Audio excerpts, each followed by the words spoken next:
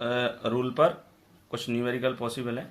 देखें, इसमें शुद्ध विलायक ए है जिसका वाष्प दाब क्या है PA0 100 mmHg, और दूसरा भी शुद्ध विलायक है बी जिसका वाष्प दाब क्या है PB0 150 mmB। यानी द्रव द्रव विलयन के लिए राउल का नियम पढ़ा था, तो उसके लिए ये बनता है ए के 2 मोल और बी के 3 मोल मिलाने पर विलयन का कुल वाष्प दाब क्या होगा। तो मोल आप कैलकुलेट कर सकते हैं। एक्स ए कुल मोल हो गए 5, 2/5, एक्स बी 3/5। ये आपने पढ़ा है राउल नियम से, P equal PA0 XA plus PB0 XB। तो PA0 100 था, 100 इंटू 2/5 प्लस 150 इंटू 3/5, तो ये 40,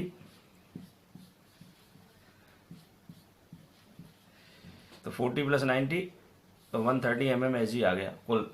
तो ये फॉर्मूला था जिसके बेस पर ये न्यूमेरिकल सॉल्व हुआ। P equal PA0 XA plus PB0 XB according to Raoult rule.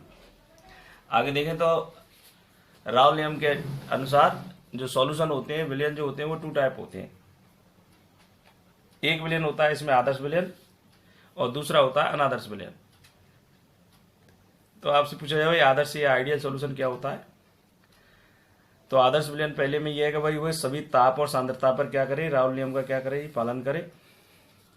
दूसरा, विलय और विलायक दोनों को डिजोल्व करते हैं, यानी हमने 25 ml एथेनॉल लिया और 75 ml वाटर में मिक्सअप कर दिया, मिला दिया, तो कुल वॉल्यूम जो है वो 100 ml होना चाहिए। यानी विलय और विलायक को मिलाने पर आयतन को V से लिखते हैं, तो डेल्टा V मिक्सिंग 0, यानी विलय और विलायक को मिलाने पर कुल आयतन, विलयन का कुल आयतन उनके योग के बराबर होना चाहिए, यानी आयतन में परिवर्तन 0। इसकी तीसरी जो कंडीशन है वो ये है कि भाई जब विलय विलायक को मिलाते हैं तो या तो रिएक्शन एंडोथर्मिक हो सकती है या एक्सोथर्मिक, ऊष्माक्षेपी या ऊष्माशोषी, लेकिन उस दौरान क्या हो, ऊष्मा का न तो अवशोषण हो न उत्सर्जन हो। तो डेल्टा H मिक्सिंग या मिश्रित इक्वल क्या है 0। तो इसकी 3 कंडीशन हो गई। पहला तो यह है कि वो सभी ताप और सांद्रता पर राउल नियम का पालन करे। दूसरा, डेल्टा V मिक्सिंग 0 और डेल्टा H मिक्सिंग 0। तीसरी कंडीशन जो है राउल नियम की है, वही फोर्थ कंडीशन है इसमें। P आपने पढ़ा है, P equal PA0 XB plus PB0 XB, यहाँ X से आएगा। तो इस तरह से यहाँ यह है कि भाई आप ये पहले से थोड़ा सा ध्यान में रखे हुए तो ये जानते हो ये विलायक है और ये विलय है, तो इसे पढ़ते हैं विलायक विलायक और विलय विलय के मध्य जो अंतर आणविक अट्रैक्शन फोर्स होता है वो विलयन, यानी विलयन के बीच अंतर आणविक बल विलायक विलायक और विलय विलय के अंतर आणविक बलों के कैसा होना चाहिए, बराबर होना चाहिए। तो वह विलयन क्या कहलाएगा जी, आइडियल सॉल्यूशन कहलाएगा। तो ऐसा विलयन जो 4 शर्तों को कंप्लीट करता है, पूरा करता है, उस विलयन को क्या कहते हैं, आदर्श विलयन कहते हैं। इसमें कुछ एग्जाम्पल बता रखे हैं कि भाई किस तरह से देख पाएंगे कि भाई कौन आइडियल है कौन नॉन आइडियल सोल्यूशन है। तो आदर्श विलयन के लिए आपको ध्यान रखना है कि एक ही ग्रुप का होना चाहिए, जैसे बेंजीन और टोलुइन, और ये द्रव है सभी, बेंजीन टोलुइन। सेकंड इसमें एन हेक्सेन और एन हेप्टेन, जैसे क्लोरोबेंजीन और ब्रोमोबेंजीन, एथिल ब्रोमाइड या एथिल क्लोराइड और एथिल आयोडाइड, तो एक ही ग्रुप के होने चाहिए। इस तरह के विलयन जो होते हैं वो आपके क्या कहलाते हैं, आइडियल सॉल्यूशन कहलाते हैं। दूसरा जो होता है उसमें ये होता है अनादर्श विलयन। तो अनादर्श विलयन क्या होता है, उसके अपोजिट हो गया, जो राउल नियम का पालन न करता हो और विलय और विलायक को मिलाने पर delta V mixing not equal 0, यानी उसका आयतन तो या तो ज्यादा होगा विलयन का या कम होगा। ऐसे इसमें थर्ड पॉइंट रहेगा भाई delta H mixing not equal 0, या तो ऊष्मा का अवशोषण होगा या ऊष्मा का क्या होगा, उत्सर्जन होगा। ऐसे इसमें आगे बताया P कुल जो होता था not equal PA0 XA plus PB0 XB, या ये भी कह सकते हो PA0 इक्वल PA0 XA या PB इक्वल PB0 XB। तो इस तरह से या तो उनका आयतन ज्यादा होगा या कम होगा। तो ये आदर्श विलयन जो होता है, वो अनादर्श विलयन जो होता है वो 2 टाइप होता है। पहला जिसमें आता है एक आपका धनात्मक अनादर्श विलयन और दूसरा आता है ऋणात्मक अनादर्श विलयन। तो जिनका वाष्प दाब राउल नियम द्वारा निर्धारित वाष्प दाब से कैसा होता है, अधिक होता है। जैसे हम जल और एथेनॉल ले लें, है ना, हमने मिला लिया भाई, इसमें जल है प्लस एथेनॉल है, इन्हें गर्म करें तो इनका वाष्पदाब राउल नियम द्वारा निर्धारित वाष्पदाब से कैसा होगा, अधिक होगा। क्यों अधिक होगा कि एथेनॉल के अणुओं में पहले से ही हाइड्रोजन बंध होते हैं, जब जल मिला देते हैं तो जल के अणु एथेनॉल अणुओं के बीच में आ जाते हैं, जिससे पहले से उपस्थित हाइड्रोजन बंध क्या होता है, टूट जाता है। इसलिए इनके बीच में जो अट्रैक्शन फोर्स है वो कमजोर हो जाता है, दुर्बल हो जाता है। इसलिए इनका वाष्पदाब हमेशा राउल नियम द्वारा निर्धारित वाष्पदाब से कैसा होता है, अधिक होता है। तो दोनों को देखें, धनात्मक अनादर्श विलयन जिनका वाष्पदाब ज्यादा होता है, और ऋणात्मक अनादर्श विलयन जिनका वाष्पदाब राउल नियम द्वारा निर्धारित वाष्पदाब से कैसा होता है, कम होता है। तो इसके लिए क्या होगा, delta we mixing greater than 0, यानी ऐसे विलयन का आयतन विलय और विलाय के आयतन से कैसा होगा, ज्यादा होगा। इसमें क्या होगा, delta we mixing less than 0, यानी इनका आयतन, ऐसे विलयन का आयतन विलय और विलाय के आयतन से कैसा होगा, कम होगा। डेल्टा एच ग्रेटर देन 0 और लेस देन 0। तो आप जानते हो भाई, ऊष्मा शोषी और ऊष्मा छेपी, एक होती है प्लस की वैल्यू और एक होती है माइनस की। तो जो 0 से बड़ी है वो कैसी हो गई, प्लस की हो गई, धनात्मक हो गई, यानी ऊष्मा शोषी हो गया। और लेस देन 0 है तो इसका मतलब ऊष्मा छेपी हो गया। ये ऊष्मा शोषी के लिए आएगा,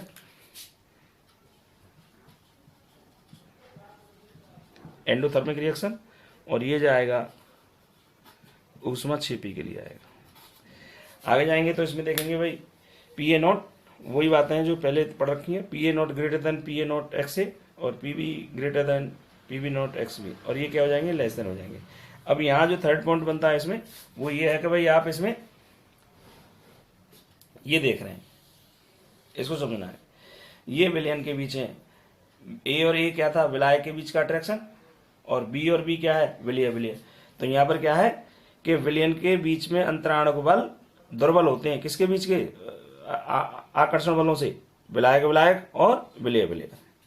इसी तरह से इधर देखोगे तो यहाँ क्या है, ए और बी के बीच में अट्रैक्शन फोर्स जो है वो अधिक है, किसके, विलायक विलायक और विलय विलय से। बाकी इनके एग्जाम्पल देख सकते हो आप, इस तरह के आधार पर आप, जैसे इसमें एग्जाम्पल आता है एसीटोन प्लस एथेनॉल, जल प्लस एथेनॉल, जल plus methanol, CCl4 plus toluene, CCl4 plus chloroform, और CCl4 प्लस मेथेनॉल। बहुत सारे एग्जाम्पल आते हैं। जैसे आपसे बोर्ड में पूछ ले भाई, बताइए जल प्लस एथेनॉल राउल नियम से कैसा विचलन दर्शाता है, तो इसका आंसर होगा धनात्मक अनादर्श विलयन दर्शाता है। ये अनादर्श सोल्यूशन ही है, नॉन आइडियल सोल्यूशन है। तो इसका मतलब है कि इसमें जो आकर्षण बल है ये वाला, ए और बी के बीच का आकर्षण कैसा बताना है आपको, कम होता है। तो इसमें क्या है, विलयन के बीच आकर्षण बल विलायक विलायक और विलय विलय के आकर्षण बलों की तुलना में कैसे होते हैं, दुर्बल होते हैं। इसलिए ये राउल नियम से धनात्मक विचलन दर्शाते हैं। दूसरा इसमें बताना हो तो इसमें जैसे एसीटोन प्लस एनिलीन या एसीटोन प्लस क्लोरोफॉर्म, तो इसमें क्या होता है, हाइड्रोजन बंध बन जाता है इनमें। जैसे आप इसमें दिखाना चाहेंगे भाई हाइड्रोजन बंध कैसे बनेगा, तो आपको एसीटोन का फॉर्मूला आना चाहिए CH3CO CH3, और क्लोरोफॉर्म क्या होता है H। तो यहाँ O और H के बीच में डॉट डॉट बना सकते हैं, जो Cl तो लगे ही रहेंगे 3 ये वाले, तो हाइड्रोजन बंध बन जाता है यहाँ पर। इसलिए इनके बीच में अंतराणविक आकर्षण बल, यानी जो विलयन बनता है उसके बीच में अंतराणविक आकर्षण बल विलायक विलायक और विलय विलय के अंतराणविक आकर्षण बलों से कैसे होते हैं, प्रबल होते हैं। यदि प्रबल लिखोगे तो वो ऋणात्मक अनादर्श विलयन होगा, यानी उसका वाष्पदाब राउल नियम द्वारा निर्धारित वाष्पदाब से कैसा होगा, ये कम होगा। और यह धनात्मक विचलन दिखाते हो तो उसमें इस तरह के एग्जाम्पल बताने होंगे कि उनका वाष्पदाब राउल नियम द्वारा निर्धारित वाष्पदाब से कैसा होगा, अधिक होगा, क्योंकि आकर्षण बल में क्या होंगे, ये विलयन में दुर्बल होंगे।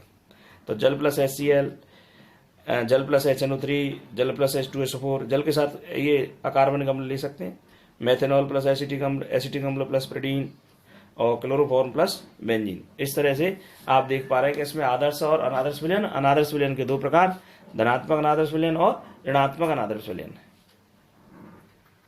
इसमें एक क्वेश्चन आता, टॉपिक आता है स्थिरक्वाथी मिश्रण, एजोट्रोपिक मिक्सर। क्या एजोट्रोपिक मिक्सर क्या होता है भाई, तो इसमें आपको 2 अंगी विलयन है, 2 अंगी यानी बाइनरी विलयन है, और बाइनरी विलयन में आपको देखना है कि भाई ऐसा 2 अंगी विलयन जो एक नियत ताप पर यानी निश्चित टेम्परेचर पर क्या होता है, उबल जाता है, निश्चित टेम्परेचर पर उबलता है, ऐसे विलयन को, और जिसके द्रव और वाष्प अवस्था में संगठन कैसा रहता है, समान रहता है, उसे स्थिरक्वाथी मिश्रण कहते हैं।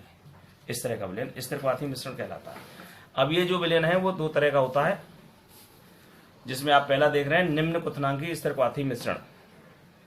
तो निम्न क्वथनांकी स्थिरक्वाथी मिश्रण में क्या होता है कि ये राउल नियम से धनात्मक विचलन दर्शाता है। उदाहरण के तौर पर देख रहे हो एथेनॉल प्लस जल, यानी इसको प्रवाजी आसवन से अलग नहीं कर सकते। क्यों? जैसे पूछा है भाई एथेनॉल और जल के मिश्रण से 95.5% एथेनॉल ही क्यों प्राप्त किया जा सकता है, इससे अधिक क्यों नहीं? क्योंकि ये स्थिरक्वाथी मिश्रण है जिन्हें साधारण आसवन से अलग नहीं किया जा सकता।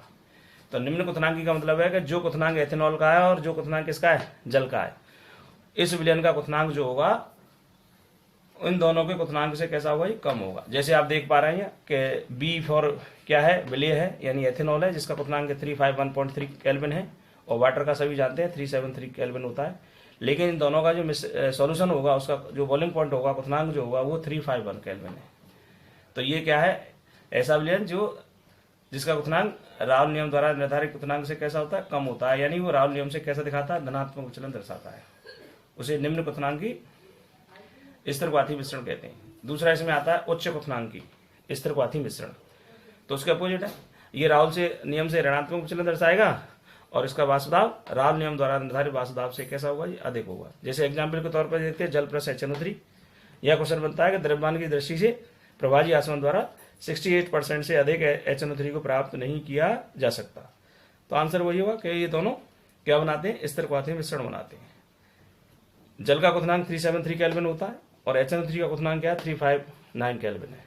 लेकिन दोनों से जो सॉल्यूशन बनेगा उसका क्वथनांक 393.5 केल्विन है, यानी दोनों से कैसा होगा, अधिक होगा। यानी जिसका क्वथनांक कम है वो निम्न क्वथनांकी स्थिरक्वाथी मिश्रण है, और जिसका क्वथनांक कैसा है, ज्यादा है, उसे क्या कहेंगे, उच्च क्वथनांकी स्थिरक्वाथी मिश्रण।